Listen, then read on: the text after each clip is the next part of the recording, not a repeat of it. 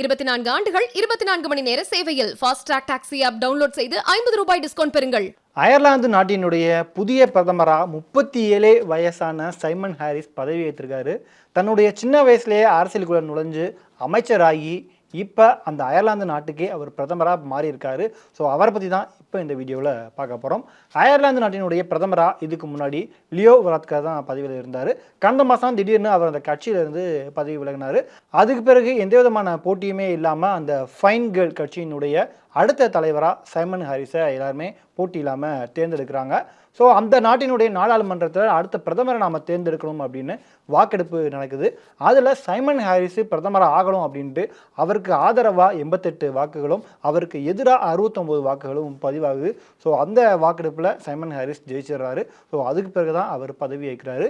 Ireland நாட்டினுடைய தலைநகரான டப்ளினில் இருக்கக்கூடிய அதிபர் மாளிகையில் அவருக்கு இந்த பதவியேற்பு விழா நேற்று நடந்தது. உலகத் தலைவர்கள் இந்திய பிரதமர் நரேந்திர மோடி உட்பட பல உலகத் தலைவர்கள் அவருக்கு வாழ்த்து தெரிவிச்சிருந்தாங்க. அதில் பேசியிருந்த அவர் மக்களுக்கு நன்றியும் சொல்லியிருந்தார். என் மீது இவ்வளோ பெரிய நம்பிக்கை வச்சு எனக்கு இந்த பொறுப்பை கொடுத்த உங்கள் எல்லாருக்குமே நன்றி. கண்டிப்பாக இந்த ஒரு விஷயத்தை நான் இந்த பதவியை பொறுப்போடு நான் உங்களுக்கு கடமையாற்றுவேன் அப்படின்ட்டு அவரும் ரொம்பவும் ஹம்பிளாகவே சொல்லியிருந்தார்.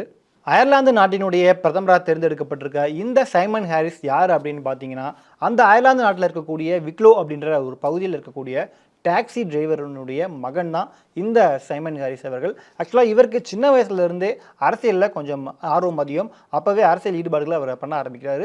இவர் தன்னுடைய பள்ளி படிப்பெல்லாம் முடிச்சுட்டு காலேஜில் 4 வருஷம் ஜேர்னலிசம் டிபார்ட்மெண்ட்டில் சேர்றாரு. பட் அங்கேயும் அவர் ஃபுல்லாக அதை முடிக்கலை. பாதியிலேயே அதை கைவிட்டுட்டு அரசியலில் நுழைகிறாரு. தன்னுடைய 16வது வயசில் இவர் அந்த கட்சியான ஃபைன் கேர்ளுடைய இளைஞரணி அமைப்பில் சேர்ந்து அப்போவே அரசியலை சேர்ந்து சமூக பணிகள்லாம் பண்ண ஆரம்பிச்சிட்டாரு. அதுக்கு பிறகு 22 வயசில் நம்ம ஊரில் சொல்கிற மாதிரி மாவட்ட கவுன்சிலராக அங்கே தேர்ந்தெடுக்கப்படுறாரு. 24 வயசில் நாடாளுமன்றத்திலையும் ஒரு உறுப்பினராக அவரை தேர்வு செய்யப்படுறாங்க. ஸோ 2011ஆம் ஆண்டு முதலாக அவர் நாடாளுமன்றத்துக்கு ஒரு உறுப்பினராக வராங்க. ஸோ ரொம்பவும் சின்ன வயசில் இந்த மாதிரி நாடாளுமன்றத்துக்குள்ளே வர்றவங்களை செல்லமாக ஒரு பேர் சொல்லி அழைப்பாங்க. அதாவது நாடாளுமன்றத்துக்கு குழந்தை அப்படின்னு. ஸோ இவரை அந்த பேர் வச்சு தான் அவரை அழைக்கிறாங்க. அப்போ தன்னுடைய 27வது வயசில் அந்த நாட்டினுடைய ஜூனியர் அமைச்சராக அவர் தேர்வு செய்யப்படுறாரு.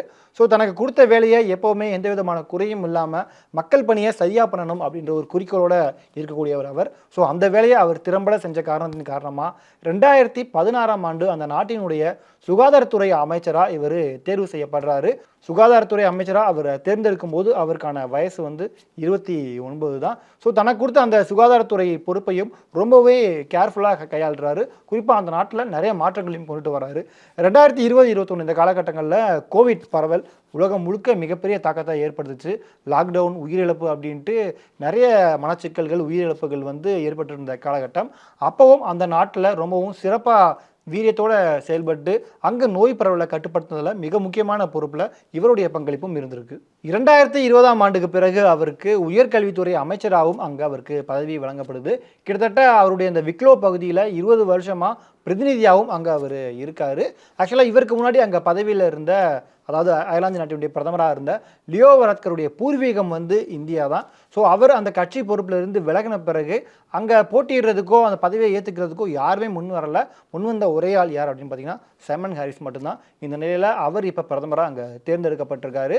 அது மட்டும் இல்லாமல் இப்போ எனக்கு கொடுத்துருக்கிற இந்த ஒரு பதவியை நான் சிறப்பாக திட்டமிட்டு நாடு இப்போ எதிர்கொண்டுகிட்டு இருக்கிற இந்த வீட்டுமனை பிரச்சனைகள், குடியேற்ற கொள்கைகள், இது எல்லாத்தையுமே சரி பண்ணுவேன் அப்படின்ட்டு அவர் வாக்குறுதியும் கொடுத்துருக்காரு.